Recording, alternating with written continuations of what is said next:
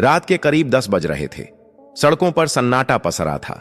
इसी सन्नाटे में लाल रंग का सलवार सूट और पीला दुपट्टा पहने एक जवान और खूबसूरत लड़की धीरे धीरे कदम बढ़ाते हुए सड़क के किनारे किनारे चल रही थी।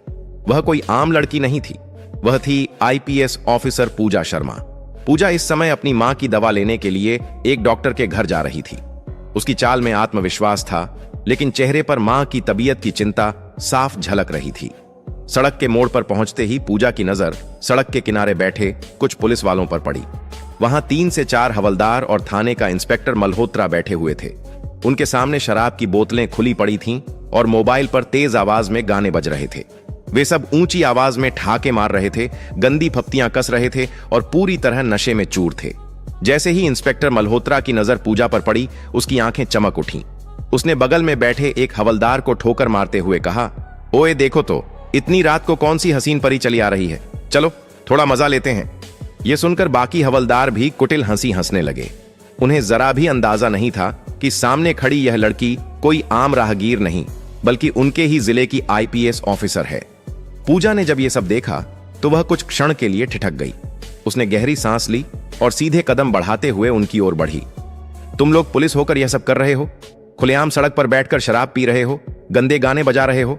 सरकार ने शराबबंदी लागू की है और तुम खुद ही कानून तोड़ रहे हो।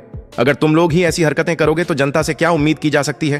पूजा ने सख्त लहजे में कहा। पूजा के स्वर में ऐसी दृढ़ता थी कि बाकी हवलदार एक पल को खामोश हो गए, मगर मल्होत्रा पर इसका कोई असर नहीं हुआ। वह लड़खड़ाते हुए उठा और पूजा के सामने आकर खड़ा हो गया। उसकी आंखों में नशा और हवस दोनों साफ झलक रहे थे। अरे मैडम, आप कहां जा रही हो इतनी रात को? बड़ी खूबसूरत लग रही हो, जरा हम पर भी अपनी नजरें डालो ना, हम भी तो तुम्हारे दीवाने हो सकते हैं।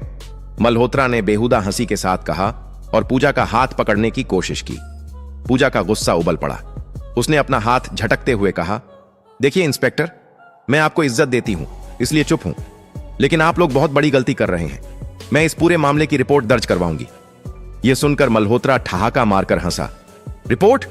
अरे पूरा थाना मेरा है, मैं ही इस थाने का मालिक हूं, और अगर मैं चाहूं तो तुम्हें अभी गिरफ्तार करवा सकता हूं। तुम क्या कर लोगी, समझी ना? इतना कहकर उसने जोर से पूजा का हाथ पकड़ लिया और पास खींचने लगा। ज्यादा जुबान चलाएगी तो अभी जुबान खींच लूंगा, मल्होत्रा गुर्राया। पूजा के पैरों तले जमीन खिसक गई।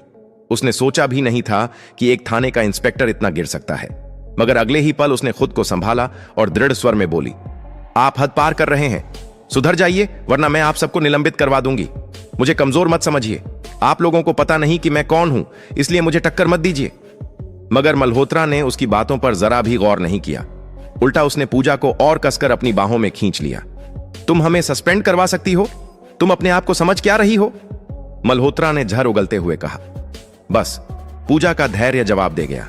उसने पूरे जोर से मल्होत्रा के गाल पर एक जोरदार थप्पड़ जड़ दिया। थप्पड़ इतना भारी था कि मल्होत्रा लड़खड़ा गया।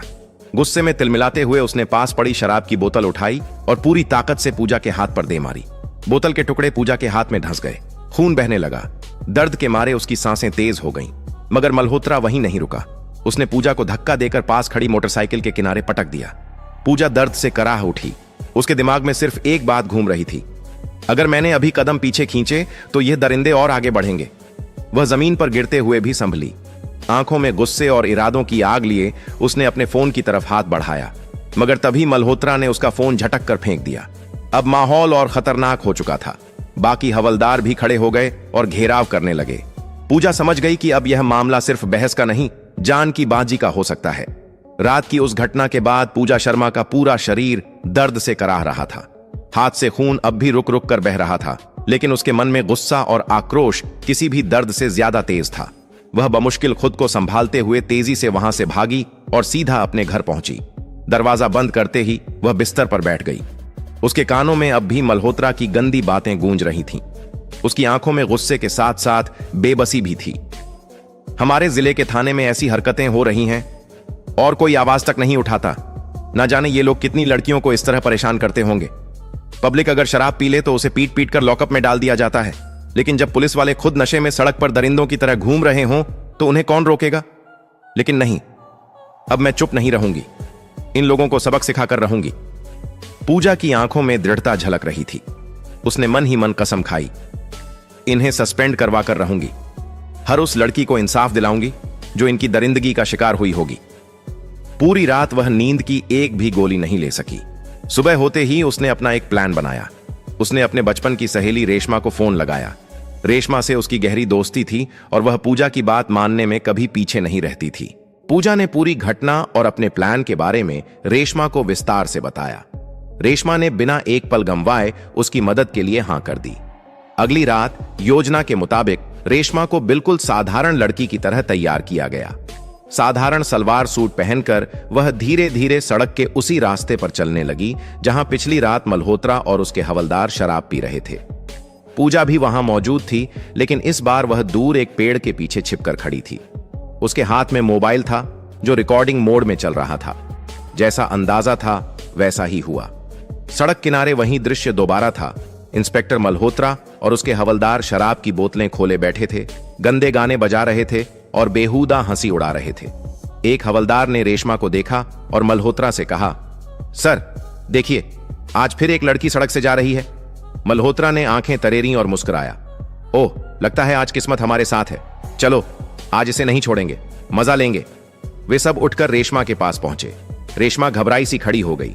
मल्होत्रा नशे में लड़खड़ाता हुआ उसके करीब आया और गंदी मुस्कान के साथ बोला, क्या बात है मैडम, नाम क्या है तुम्हारा? इतनी रात को कहां निकल पड़ी हो? चलो, थोड़ा हमारे ऊपर भी ध्यान दो, तुम्हारे चेहरे ने तो हमें दीवाना कर दिया। इतना कहते हुए मल्होत्रा बेसुरी आवाज में गाना गाने लगा। रेशमा ने डरने का अभिनय किया। तभी एक हवलदार ने उसका हाथ पकड़ लिया और जबरदस्ती खींचने लगा। रेशमा जोर से चीखी और हाथ छुड़ाने लगी। इधर दूर खड़ी पूजा सब कुछ अपने मोबाइल में रिकॉर्ड कर रही थी। उसकी उंगलियां मोबाइल को कसकर पकड़े थीं ताकि कोई सबूत छूट न जाए। जब हद पार होने लगी तो रेशमा ने प्लान के मुताबिक इंस्पेक्टर का हाथ जोर से काट लिया और झटके से छुड़ाकर भाग निकली। मल्होत्रा गुस्से में चीखा, अरे पकड़ो इसे! मगर नशे में धुत होने के कारण कोई भी उसके पीछे तेजी से भाग नहीं पाया। रेशमा भागते हुए सीधा पूजा के पास पहुंची। दोनों तेजी से वहां से निकली और अपने अपने घर चली गईं। अब पूजा के पास मल्होत्रा और उसके हवलदारों के खिलाफ एक ठोस सबूत था, लेकिन वह जानती थी कि केवल एक सबूत से मामला इतना बड़ा इंस्पेक्टर नहीं झुकेगा। उसे और सबूत चाहिए थे ताकि साबित हो सके कि यह लोग सिर्फ नशे में हरकतें नहीं करते, बल्कि बार बार ऐसी घिनौनी हरकतों को अंजाम देते हैं। पूजा ने सोचा, अगर मुझे इन्हें गिराना है तो इनके हर अपराध का पूरा सबूत चाहिए। मैं पीछे नहीं हटूंगी। दूसरी तरफ इंस्पेक्टर मल्होत्रा और उसके हवलदार बेखबर थे। उन्हें जरा भी अंदाजा नहीं था कि उनके खिलाफ एक बहुत बड़ा जाल बिछ चुका है। आने वाले दिनों में उनकी जिंदगी का सबसे बड़ा तूफान उन पर टूटने वाला था, और यह तूफान खुद उनकी ही करतूतों से पैदा हुआ था। रात का सन्नाटा फिर से लौट आया था। वही जगह, वही सड़क, वही हवाएं, लेकिन इस बार पूजा शर्मा का इरादा और भी मजबूत था। वह जान चुकी थी कि सिर्फ एक दो सबूत से इंस्पेक्टर मल्होत्रा जैसे दरिंदे को गिराना आसान नहीं होगा। उसे ऐसा सबूत चाहिए था जो न सिर्फ अदालत में काम आए बल्कि पूरी पब्लिक को हिला दे। तीसरी रात लाल रंग की हल्की साड़ी पहने, बालों को दुपट्टे से ढके हुए, हाथ में मोबाइल कसकर पकड़े पूजा शर्मा चुपचाप उसी सड़क की ओर बढ़ी। वह जगह अब उसके लिए डर का प्रतीक नहीं बल्कि मिशन का मैदान बन चुकी थी। दूर से ही उसने देखा, वही दृश्य था।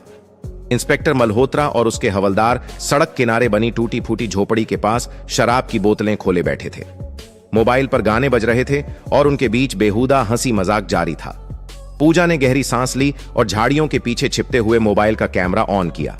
वीडियो रिकॉर्डिंग शुरू हो गई। करीब 2 मिनट तक उसने हर चीज कैद की। बोतलें, हंसी, गालियां और इंस्पेक्टर मल्होत्रा का शराब में चूर गिरा हुआ चेहरा। जब उसे लगा कि सबूत पर्याप्त है तो वह तुरंत घर लौट आई। घर पहुंचकर उसने मोबाइल को अपने सामने रखा और उस वीडियो को कई बार देखा। हर बार उसका गुस्सा और बढ़ता जा रहा था। ये लोग पुलिस की वर्दी में दाग हैं, इन्हें बचाने वाला कोई नहीं होगा। अब ये सबूत इन्हें बर्बाद कर देगा, उसने खुद से कहा। लेकिन पूजा को पता था कि सिर्फ वीडियो रिकॉर्डिंग से मामला नहीं बनेगा। मल्होत्रा के रसूख बड़े थे। थाने के कई लोग उसके इशारों पर चलते थे। उसे सस्पेंड कराने के लिए सिर्फ सबूत ही नहीं, पब्लिक सपोर्ट और बड़े अफसरों की मदद भी चाहिए थी। अगले दिन सुबह पूजा ने अपने पड़ोस की कुछ भरोसेमंद महिलाओं और बुजुर्गों को घर बुलाया। उसने उन्हें वीडियो दिखाया। वीडियो देखकर सबका खून खौल उठा। एक बुजुर्ग बोले, मैडम, अगर हमारे जिले के पुलिस वाले ऐसे काम करेंगे तो जनता कहां जाएगी? आप बिल्कुल सही कर रही हैं, हम गवाही देने को तैयार हैं। दूसरी ओर एक महिला ने कहा, मैडम, आप जैसे लोग ही हमारी उम्मीद हैं, आप जो कहेंगी हम करेंगे। पूजा के चेहरे पर हल्की मुस्कान आई। उसे समझ आ गया कि पब्लिक सपोर्ट मिल चुका है। अब बारी थी अगला कदम बढ़ाने की, बड़े अफसरों तक पहुंच। पूजा जानती थी कि मल्होत्रा को सीधे पकड़वाना आसान नहीं। अगर वह सीधे थाने जाती और शिकायत करती तो मामला दबा दिया जाता। इसीलिए उसने तय किया कि वह सीधे जिले के डीएसपी, फिर एसपी और जरूरत पड़ी तो डीएम तक जाएगी। सबूत तैयार करके वह सबसे पहले डीएसपी विकास सिंह के ऑफिस पहुंची। विकास सिंह एक सख्त और ईमानदार अफसर माने जाते थे। पूजा ने उन्हें पूरा वीडियो दिखाया और पूरी घटना विस्तार से सुनाई। डीएसपी वीडियो देखकर हैरान रह गए। मैडम, यह मामला बहुत बड़ा है। मल्होत्रा का नाम कई बार सामने आया है, लेकिन आज तक कोई ठोस सबूत नहीं था। आपने कमाल कर दिया, उन्होंने गंभीर स्वर में कहा। सर, मैं चाहती हूं कि इस मामले को दबाया न जाए। मैं खुद गवाही दूंगी, पूजा ने दृढ़ स्वर में कहा। डीएसपी ने हामी भरी। आपको मेरी पूरी मदद मिलेगी, लेकिन हमें और सबूत चाहिए ताकि कोई लूप होल न बचे। यह सुनकर पूजा ने अपने अगले कदम के बारे में बताया। सर, मैं एक और रिकॉर्डिंग करूंगी, इस बार ऑडियो भी। साथ ही कुछ स्थानीय लोगों को साथ लेकर स्टिंग करूंगी ताकि कोर्ट में मामला टिक सके। डीएसपी ने उसकी योजना पर सहमति जताई और कहा, आपको सुरक्षा भी दी जाएगी, और हां, मामले को मैं खुद एएसपी साहब तक पहुंचाऊंगा। उस रात पूजा ने एक और योजना बनाई। इस बार उसने पड़ोस के 2 भरोसेमंद लड़कों और एक महिला को अपने साथ लिया। उन्होंने तय किया कि महिला सामान्य राहगीर बनकर वहां से गुजरेगी और बाकी 2 लड़के थोड़ी दूरी पर खड़े रहेंगे। पूजा खुद कैमरे के साथ तैयार रही। जैसा अंदाजा था, मल्होत्रा और उसके हवलदार फिर वहीं हरकत करते दिखे। उन्होंने उस महिला को रोकने की कोशिश की, गंदी बातें की और हाथ पकड़ने की कोशिश भी की। सब कुछ कैमरे में रिकॉर्ड हो गया। इस बार पूजा के पास वीडियो प्लस ऑडियो दोनों सबूत थे। अगली सुबह पूजा सीधे एसपी संदीप चौहान के पास पहुंची। उसने सारे सबूत और पब्लिक गवाहों की सूची दिखाई। एसपी ने वीडियो देखते ही टेबल पर हाथ मारा। ये लोग पुलिस कहलाने के लायक नहीं हैं। मैडम, आपने बहुत हिम्मत दिखाई। मैं इसे तुरंत डीएम मैडम तक पहुंचाता हूं। उसके बाद पूजा और एसपी खुद डीएम श्रुति वर्मा के ऑफिस पहुंचे। श्रुति वर्मा अपने कड़े फैसलों के लिए जानी जाती थीं। उन्होंने वीडियो देखा और कड़क आवाज में कहा, यह शर्मनाक है। ऐसे लोग पुलिस की वर्दी पर कलंक हैं। मैडम, मैं आपके साथ हूं। डीएम ने तुरंत आदेश दिया कि पूरे मामले की जांच के लिए एक स्पेशल टीम बनाई जाए। साथ ही मल्होत्रा और उसके हवलदारों को तुरंत ड्यूटी से निलंबित करने का प्रस्ताव तैयार किया जाए। पूजा की मेहनत रंग ला रही थी। मल्होत्रा और उसके आदमी अभी भी अनजान थे कि उनकी गिनती की घड़ियां शुरू हो चुकी हैं। पूजा ने पब्लिक गवाहों से लिखित बयान लिए और सभी सबूत एक फाइल में इकट्ठा कर दिए। डीएम ने अगले ही दिन प्रेस कॉन्फ्रेंस बुलाने का आदेश दिया। पूजा मैडम, कल का दिन आपकी जीत का पहला दिन होगा। हम जनता के सामने इन दरिंदों का चेहरा उजागर करेंगे। पूजा की आंखों में चमक थी। उसने सोचा, अब ये लोग सिर्फ सस्पेंड नहीं होंगे, ये सबक सीखेंगे कि कानून से बड़ा कोई नहीं। अगली सुबह शहर में हलचल मच चुकी थी। पूजा शर्मा ने जैसे ही डीएम के आदेश पर सारे सबूत सौंपे, मामला रफ्तार पकड़ गया। डीएम श्रुति वर्मा ने उसी दिन सुबह जिले के सबसे बड़े कॉन्फ्रेंस हॉल में प्रेस मीटिंग बुलाई। खबर फैलते ही मीडिया, पब्लिक और तमाम पुलिस अधिकारी वहां जुट गए। पूजा ने अपने हाथ में वह फाइल कसकर पकड़ी हुई थी जिसमें पिछले 3 दिनों में जुटाए गए सारे वीडियो, ऑडियो रिकॉर्डिंग्स और पब्लिक के लिखित बयान थे। यह फाइल अब इंस्पेक्टर मल्होत्रा और उसके साथियों के करियर को खत्म करने वाली थी। डीएम श्रुति वर्मा हॉल में पहुंची। उनका चेहरा कठोर था और आवाज में गुस्सा साफ झलक रहा था। हम सब यहां इसलिए जुटे हैं क्योंकि हमारी पुलिस फोर्स में कुछ ऐसे लोग हैं जो वर्दी का नहीं बल्कि दरिंदगी का काम कर रहे हैं। आईपीएस पूजा शर्मा ने अपनी जान पर खेलकर इन गुनहगारों का चेहरा बेनकाब किया है। आज ये वीडियो जनता और मीडिया के सामने पेश होंगे। पूजा आगे बढ़ी। उन्होंने माइक उठाया और सबको संबोधित किया। 3 दिन पहले मैंने देखा कि हमारे ही जिले के थाने में तैनात इंस्पेक्टर मल्होत्रा और उसके हवलदार खुलेआम शराब पी रहे थे, महिलाओं को परेशान कर रहे थे। मैंने उन्हें रोकने की कोशिश की, लेकिन उन्होंने मुझ पर हाथ उठाया। यही नहीं, उन्होंने मेरे साथ बदसलूकी की। अगर मैं चुप रहती तो ये दरिंदे और कितनी लड़कियों को शिकार बनाते पता नहीं। इसलिए मैंने उनके खिलाफ सबूत इकट्ठा किए। इसके बाद उन्होंने वीडियो मीडिया और जनता के सामने चला दिए। स्क्रीन पर मल्होत्रा और हवलदारों का नशे में धुत होकर सड़क पर महिलाओं को परेशान करना, गंदी बातें करना और शराब पीना साफ दिख रहा था। वीडियो देखते ही हॉल में बैठे लोग भड़क उठे। मीडिया के कैमरे लगातार फ्लैश कर रहे थे। लोग चिल्ला रहे थे, सस्पेंड करो इन्हें, जेल भेजो।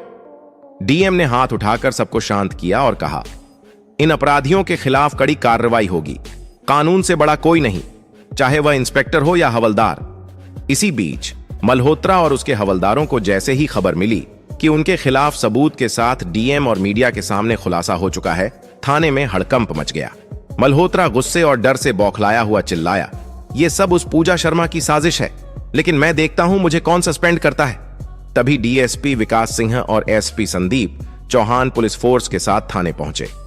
इंस्पेक्टर मल्होत्रा, एसपी ने कड़क आवाज में पुकारा। मल्होत्रा ने अकड़ दिखाने की कोशिश की, सर ये सब झूठ है, मुझे फंसाया जा रहा है। लेकिन एसपी ने उसकी एक न सुनी। उन्होंने कहा, तुम्हारे खिलाफ सबूत पुख्ता है, तुमने कानून और पुलिस वर्दी दोनों का अपमान किया है। डीएम मैडम के आदेश पर तुम्हें और तुम्हारे सभी साथी हवलदारों को तुरंत निलंबित किया जाता है। जांच के बाद तुम्हारे खिलाफ मुकदमा भी दर्ज होगा। यह सुनते ही मल्होत्रा के चेहरे का रंग उड़ गया। पूजा भी वहां मौजूद थी। जब मल्होत्रा की नजर उस पर पड़ी तो वह गुस्से से बड़बड़ाया, तुमने मुझे बर्बाद कर दिया। पूजा ने शांत लेकिन सख्त आवाज में कहा, नहीं मल्होत्रा, तुमने खुद को बर्बाद किया है, कानून से ऊपर कोई नहीं। एसपी ने आदेश दिया, हथकड़ी लगाओ। मल्होत्रा और उसके हवलदारों के हाथों में हथकड़ियां डाली गईं। थाने के बाकी पुलिसकर्मी यह सब देखकर शर्म से सिर झुका ली। उस दिन के बाद से थाने में बहुत सारी सुधार हुई। अब सारे पुलिसकर्मियों को समझ आ चुका था कि यह वर्दी किस लिए बनी है और इसका काम क्या है। उस दिन के बाद सब कोई सुधर गए और सिर्फ थाना ही नहीं, पूरा शहर बदल गया। दोस्तों, अगर आपको यह वीडियो पसंद आया है तो प्लीज वीडियो को लाइक कीजिए और ज्यादा से ज्यादा शेयर करें। और हाँ, हमारे चैनल मशकूर वॉइस को सब्सक्राइब करना ना भूलें। और हाँ, आप लोग कहां से वीडियो देख रहे हैं, किस देश से देख रहे हैं, किस राज्य से देख रहे हैं, कमेंट जरूर बताएं।